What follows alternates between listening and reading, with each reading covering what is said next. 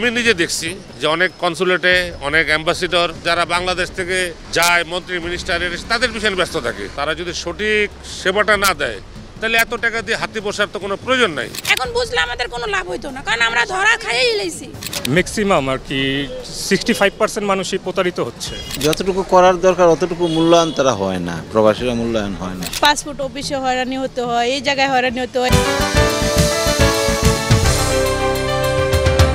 দর্শক যে যেখান থেকে দেখছেন বাংলা ভিশনে নিয়মিত আয়োজন জনমতে আপনাদের সাথে আছে আমি শুভ খান।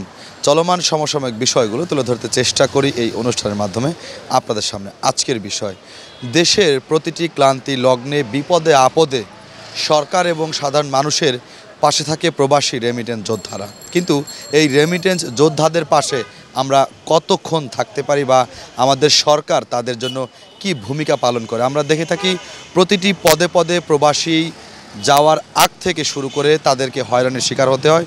প্রবাসেও কোনো বিপদ আপদে পড়লে অ্যাম্বাসিতে, মন্ত্রণালয়ে প্রচুর পরিমাণ তাদের দৌড়াতে হয়। এ বিষয়ে সাধারণ মানুষ কি বলছে চলুন জেনে আসি। আমরা যতটুকু আমরাই করি, আমাদের জন্য সরকারে করে না। আমি অনেক হয়রান হই, বলছে আমাদেরকে যে দালাল ধরবা না, অমুক করবা না সবার আগে। কিন্তু আমি চাই পাসপোর্টের আগে এই যে 3 দিন যে টেকনিক্যাল, এরা যে আগে হয়, তাহলে সবাই সতর্ক হয়ে যাবে যে পাসপোর্টের আগে যেন এটা হয়। আমি চাই আর কি, কারণ আমরা বাঙালি, পাসপোর্ট করলে আমাকে মাথা নষ্ট হয়ে যায়, কোন দালাল ধরমু, কোন ই করবো, কার কাছে যাবো। কিন্তু যদি এই নিয়মটা আগে করা হয় যে টেকনিক্যাল আগে হবে পরে পাসপোর্ট হবে, তাহলে আমার মনে হয় বাংলাদেশে কেউ দালাল ধরবে না। কারণ যেভাবে ওনারা বুঝায়, এখন বুঝলে আমাদের কোনো লাভ হইতো না, কারণ আমরা ধরা খাইয়েই লাইছি। বাংলাদেশের রেমিটেন্স যুদ্ধ হচ্ছে প্রবাসীরাই, কিন্তু এখানে প্রবাসীদের যে আর কি পদে পদে যেই বিড়ম্বনাটা, এটা আর কি আমাদের সবচাইতে আর কি বেশি দুর্ভাগ্যজনক। আপনার যেমন ইদানিং এই গভর্নমেন্টের আমলে আপনার এয়ারপোর্টে যেই ঝামেলাটা, প্রবাসীদের যে অবহেলা ছিল, এটা আপাতত অনেকটাই কেটেছে। কিন্তু এভাবে বিভিন্ন এজেন্সি আছে যারা আর কি রেকর্ডিং লাইসেন্স নেই কিন্তু সাব লাইসেন্সে বিজনেস করছে। দেখা যাচ্ছে ম্যাক্সিমাম আর কি 65% মানুষই প্রতারিত হচ্ছে। এভাবে এগুলো যদি সরকার যদি ভালো মতন যদি রেকর্ডিং করে, তাহলে দেখা যায় যে সবার জন্য বেটার হবে। আমরা যে প্রবাসে যাই, প্রবাসে যাওয়ার সময় অনেক কিছু ফেস করতে হয়, যেমন পাসপোর্ট অফিসে হয়রানি হতে হয়, এই জায়গায় হয়রানি হতে হয়। এই যে যেমন ট্রেনিং দিতে আসছি, এখানে আমাদের অনেক কিছুই করা হয়।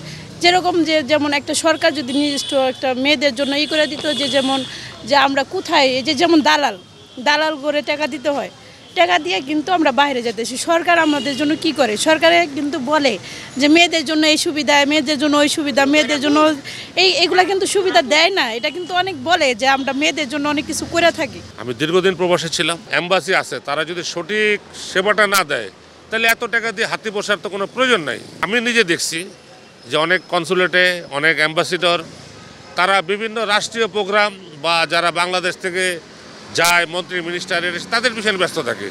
অথচ প্রবাসীরা যে কষ্ট করে এই দেশের জন্য যে কিছু করে, সেই জিনিসটা তারা ততটুকু পালন করে না যতটুকু করা উচিত। যাওয়ার সময় একটা উৎসব ভাব, সবাই এজেন্সি থেকে শুরু করে মন্ত্রণালয় সবাই একটা কাজের ভিতরে ব্যস্ত থাকে, তাদের খুব উৎসাহ নিয়ে পাঠায়। পরবর্তীতে এই শ্রমিকটা যখন বিদেশে যে কোনো সমস্যায় পড়ে, কোনো কিছুতে তার অসুবিধা হয়, ওখানে যে কনসুলেট বা এম্বাসি তারা খুব যে একটা হেল্প করে এরকম না।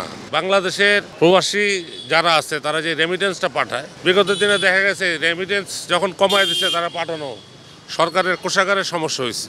সরকার থেকে উদ্যোগ নিতে হবে, তারা যেন দেশে আসার পরে এয়ারপোর্টে ভিআইপি ট্রিটমেন্ট দিয়ে তো আমার লাভ নেই, আমার নর্মাল ট্রিটমেন্টটাই ভালো মতো দেন, তারা যেন কোনো হয়রানি না হয়। যতটুকু করার দরকার অতটুকু মূল্যায়ন তারা হয় না, প্রবাসীরা মূল্যায়ন হয় না।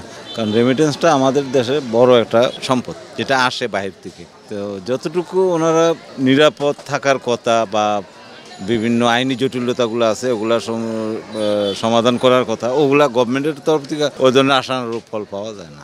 আমাদের দেশের যে মূল ইনকাম, সেটা তো অবশ্যই প্রবাসীদের রেমিটেন্সের উপরেই ডিপেন্ডেন্ট। তো এখন আসলে আমি একটা দেশে যাওয়ার প্ল্যান করছি, কিন্তু আমাকে পুরো প্রসেসটা বিভিন্ন জায়গায় ঘুরে ঘুরে জানতে হচ্ছে। এই বিষয়ে আমার আসলে কোনো ক্লিয়ার আমি কোনো ইনফরমেশন পাচ্ছি না। তো আমার মনে হয় এই বিষয়ে সরকারের কাজ করা উচিত। এখানে কিছু রিক্রুটিং এজেন্সির নামে আসলে আমি যেটা দেখলাম যে দালাল বাংলায় যেটা বলে, তো সেটা জড়িত। মানে আমরা চাইলে নিজেরা সেই কাজটা করতে পারছি না। আমি চাচ্ছি যে আমি নিজের মাধ্যমে কাজটা সম্পন্ন করতে পারবো, বাট অ্যাকচুয়ালি দেখা যাচ্ছে আমাকে তার কাছে তার শরণাপন্ন হইতেই হচ্ছে। যেটা পাওয়ার কথা সেটা তো ওরা পায় না। আমি যতটুকু জানি যতটুকু শুনলাম, মানুষের কাছে শোনার কথা বলতেছি, তো ওটা যদি ওরা ফুলফিলভাবে পায় তাহলে তার কোনো প্রবলেম হওয়ার কথাটা। পায়, অবশ্যই পায়, কিন্তু দেখা গেছে আমরা অনেকে জানি না যে মানে কত সুবিধা এটা রাখছে, এটা আমরা অনেকে জানি না। অনেক গ্রাম থেকে আসে, অনেকের মনে করেন জেলা থেকে আসে, যে যার জেলায় তারা সবাই মনে করেন দালালের হাতে পড়ে। সবাই ওই দালালের মাধ্যমে গেলে কি দালাল টাকা লুটা নেয়, যেমন 4 লাখ 5 লাখ সৌদিতে গেলে লাগে, কিন্তু ওইখানে আমরা যারা ট্রেনিং আসে তাদেরকে বলা হয় যে সৌদিতে গেতে 1,65,000 টাকা লাগে। প্রবাসী ভাইদের রেমিটেন্সের উপরেই কিন্তু বাংলাদেশের অনেকটা ভাগ্য নির্ভর করে। তারপরেও আমরা বলি যে ভালো থাকুক এ সকল প্রবাসী এবং তাদের প্রতিটি বিপদে আপদে এগিয়ে আসুক বাংলাদেশের সরকার। দর্শক, এই ছিল আজকের আয়োজন। দেখা হবে আগামী পর্বে নতুন কোনো বিষয় নিয়ে। সে পর্যন্ত ভালো থাকবেন, সুস্থ থাকবেন, বাংলা ভিশনের সাথেই থাকবেন।